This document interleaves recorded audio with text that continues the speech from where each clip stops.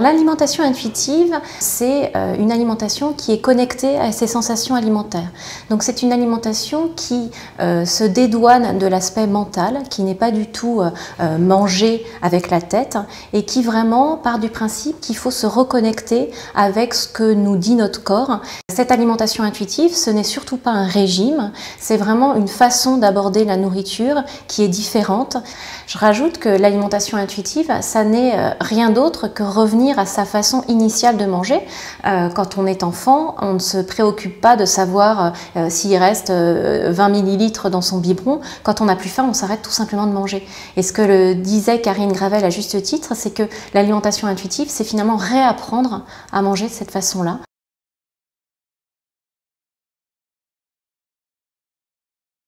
L'alimentation intuitive, ça remonte aux années 70 avec le professeur Trémolière qui en parlait déjà.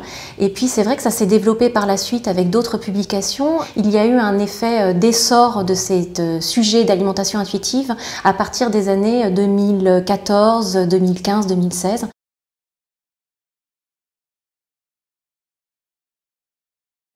Manger comme cuisiner avec sa tête, à mon sens, ce sont deux mauvaises habitudes alimentaires.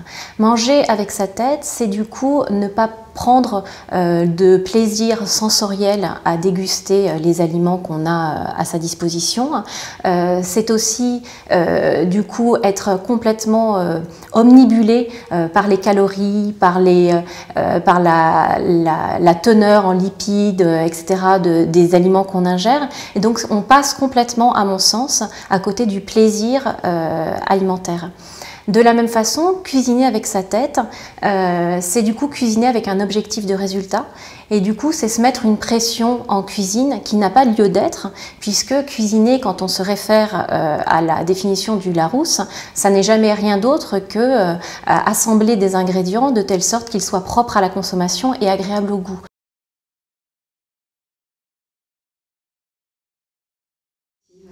Oui, Karine Gravel parlait d'un certain nombre d'études qui font état des bienfaits de l'alimentation intuitive. Alors je ne pourrais pas les reprendre toutes, mais en tout cas ces études mettent en avant qu'avec l'alimentation intuitive, on est dans une image plus apaisée de son corps, qu'on prend effectivement plus de plaisir à manger, qu'en règle générale, les personnes qui suivent une alimentation intuitive ont un IMC qui est plus faible que ceux des autres personnes. Donc il y a tout un tas de résultats scientifiques qui viennent corroborer l'intérêt de cette alimentation intuitive.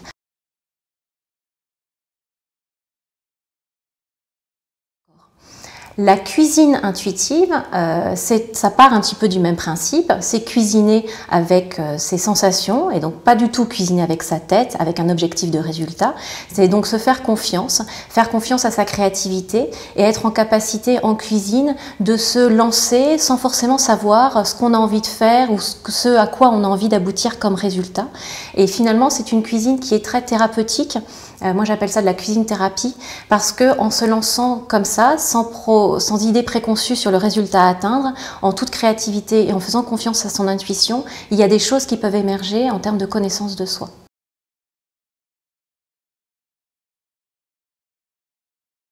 Les bienfaits de la cuisine intuitive ou de la cuisine thérapie, ils sont multiples. D'une part, ça permet aux gens de se détendre en cuisine, de retrouver le plaisir simple et décomplexé de cuisiner. Et ça, mine de rien, c'est pas une mince affaire quand on voit la surmédiatisation de la cuisine qui, à mon sens, complexe et ne donne pas nécessairement envie de se mettre derrière les fourneaux. Donc c'est vraiment le premier bienfait de cette cuisine créative.